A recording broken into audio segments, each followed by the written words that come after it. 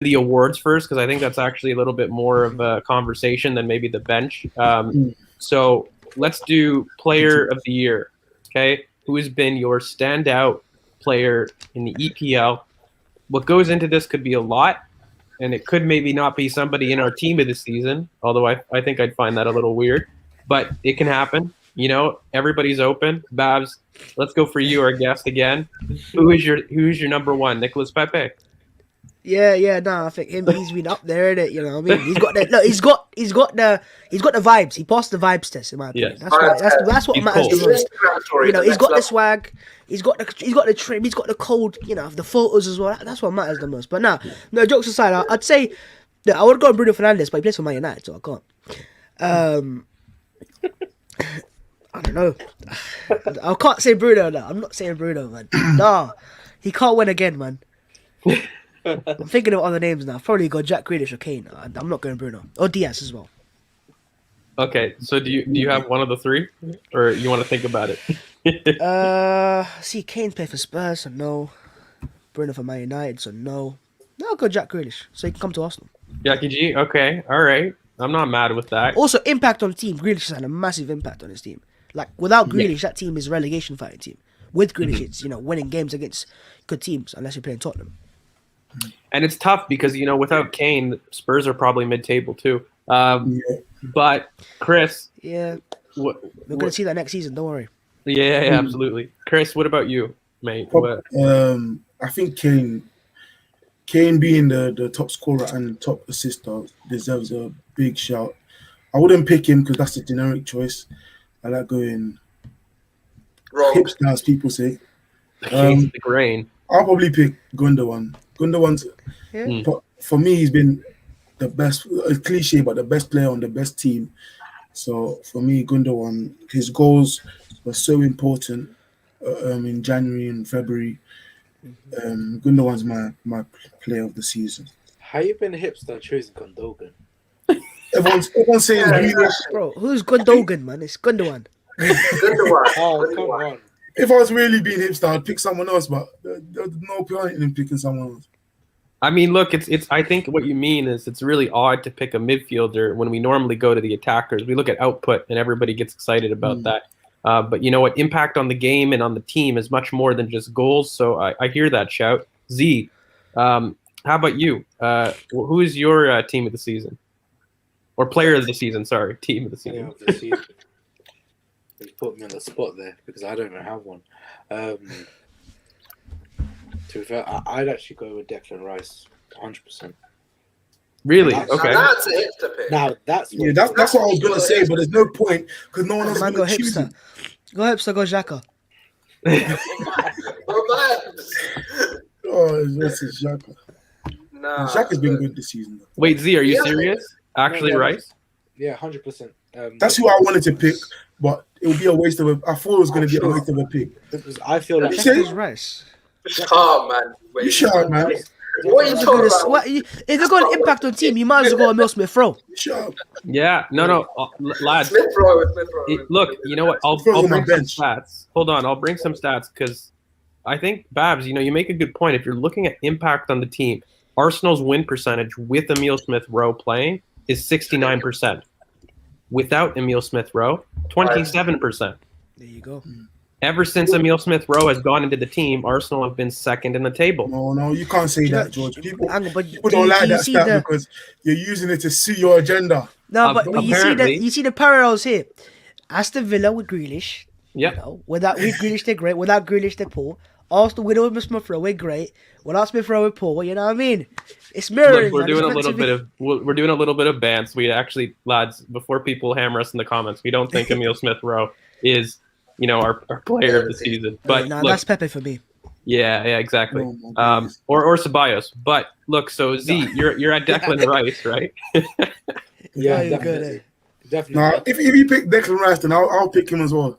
Oh, really? Oh, Okay. Declan Rice. Oh, come That's on, who I man. actually wanted because its impact on the team. Bro. Is that no one expected West Ham to be top half. A lot of people even thought they'd maybe even finish, get relegated. I didn't think that, but some people did. Like Chelsea Rory thought West Ham would get relegated. I think Declan Rice's impact on West Ham is probably the biggest impact anyone's had on a team. Okay, so I can't believe this. Curran, are you gonna do a tiebreaker or? No, you're all wrong. It's You're gonna say Ruben Bruno. Diaz. It's Ruben. quite clearly Ruben Diaz. Oh, Ruben no. Diaz's effect on that Man City defense. They were the whole point. The whole reason why they didn't win the league last year was the fact is their defense was shaky. Boring. It wasn't as They it conceded wasn't- more goals this Ruben season than Diaz- last season. No. Yeah, they did. Yeah, no, Last but season the they also difference- struggled to score. Yes, they all did also struggle to score, but the difference is if you take the comparisons away from you can't. This season is not exactly a normal season, is it? We can't really. This season is a bubble season. There's a lot of different factors going on in this season.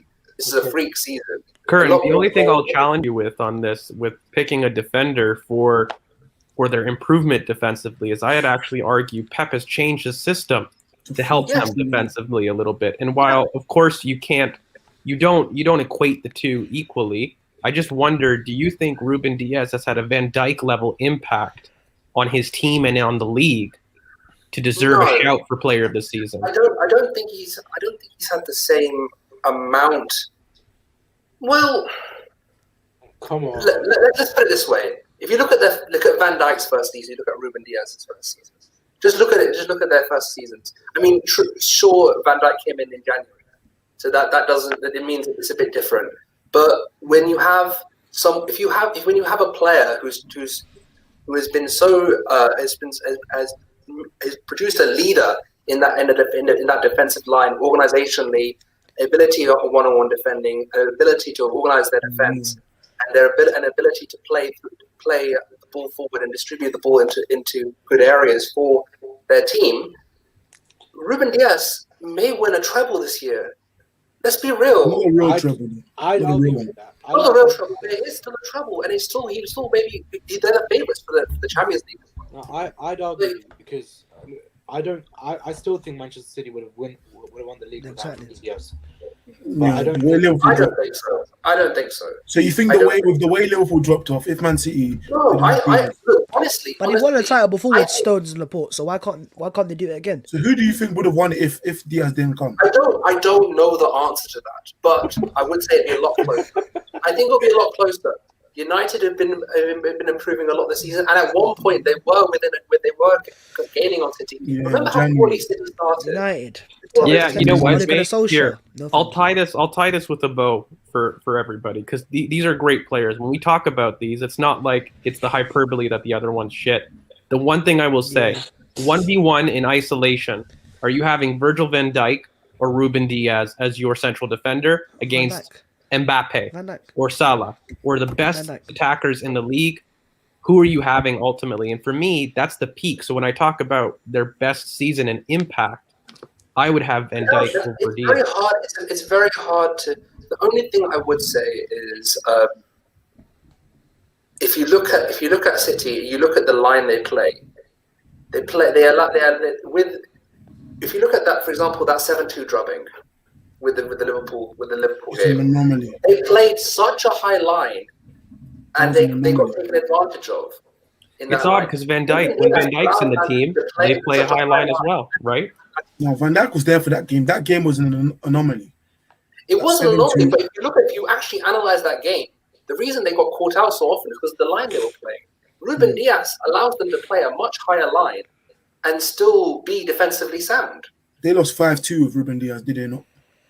Okay, the only thing I'm going to tie this up because I actually think it's crazy to me because no one else is. I'm not going to pick Diaz, so I don't think he's going to be in the gonna pick conversation Kane. right now, just purely from I mean, player at this of the point, season. Declan Rice is player of the year, so who knows? But look, lads, I know it's generic, but Kane. it's got to be Kane for me if I'm being completely honest. And people may go against the generic quality of it, but pure facts. You look at his output and you look at the impact on the team as well. There's nobody that has dragged Spurs to relevancy as much as Kane. There's nobody that has dragged, consistently at output levels as Kane. He has been the best player in terms of output. He's been the most impact on the team. Whenever he's out, Spurs are mid-table. So when you look at it in terms of also performance level in the Premier League, right, not over the season, but in the Premier League, I unfortunately do have to give Kane probably as my player of the season in terms of what he's done. But just to round it out, because we may actually give it to Declan Rice based on majority here, which is crazy to me. But Babs, you're still on Jack Grealish, right? You want to make one last case for it, which I think you have a good one. You know what? I'll give it to Kane. Yeah? You'll come with me? Oh, that was hard to say that. I know. And you know what? Look, so maybe we've got a tie. Look, current. If it's out of Rice and Kane, I'm gonna. You're making me give Harry Kane player of the season. What are you doing like to me, Spurs players, man. Don't get it twisted. What do you mean like Spurs players? I can appreciate quality. He's accused you, bro. I hate the team, that's a massive accusation you just given him. Bro, you like Spurs players. Rice and Harry Kane. What are you meant to do here? Oh my days. Okay, so look, Chris, Z, do you guys have any last minute? Or are you guys sticking strong with Declan Rice? Sticking strong. Oh God, that was confident, Z. So Z's in there with Declan Rice. Chris? Declan Rice has had just as much of an impact on his team than as Kane, in my opinion. Has it resulted in Who more would you rather wins? have at Arsenal, though? Here's the argument. Here's the argument I would have. It's not just Declan the Rice. impact on their team. You don't have Rice over Kane at Arsenal. To sign for Arsenal. So you want to see Lacazette over Kane? No, I'd prefer to see Rice and Partey together than I prefer to see. With Lacazette up front. No, Lacazette up front would get someone else. No, it's okay. Balogun's gonna start, lads. Okay, look. So honestly, though, so Chris, the one argument I would pose here, I think both have massive impacts on their teams respectively. You cannot argue this, right? Whose impact though has won them more games? Has it been Rice for West Ham, or has it been Spurs for Kane? Okay, as a direct impact, Kane, but Rice's leadership isn't something you can put down in numbers, in my opinion. Could you say the same for Kane? Both England captain, Spurs captain. I'm not gonna pick Kane over Rice. I will not pick a Spurs player over. You're in the minority anyway. Rice. Regardless, we've got 3 versus 2. You think Son's world class, don't you? Okay, Z. Have you heard the arguments? Have you been swayed? Have you come to the dark side, or are you standing strong? No, there's no dark side. The only good side is Declan Rice. You can't say you love Arsenal through and through and then go. I can't pick Kane. No, I can't, man. Okay. Yeah, but he's not going to be with Spurs for that much longer, innit? Agent Kane's leaving soon. Yeah, but absolutely. If you were to sign one, if I be actually honest, if you were to sign one of Kane or Rice, I'd probably pick Kane. Oh, there you go. So you're coming to the side now, innit? Yeah, but right, with that job, lads. All right, we did it. Lads, you know what? I'm happy because you know what? I think we've got a pretty good team. Look, let's tie this with a bow. Current pick Kane, so I can't pick him. From the point is, let me just get this in. This is the ball over passion podcast. Okay, we are here to look at things objectively. Okay, and Kane. If the argument is Kane and Rice, I'm picking Kane. I'm sorry. I don't care if it gets in your feelings. No. That's what it is. Look, the only thing that I'll wrap this up with. You love Spurs, don't you? You love Spurs. Look, Chris.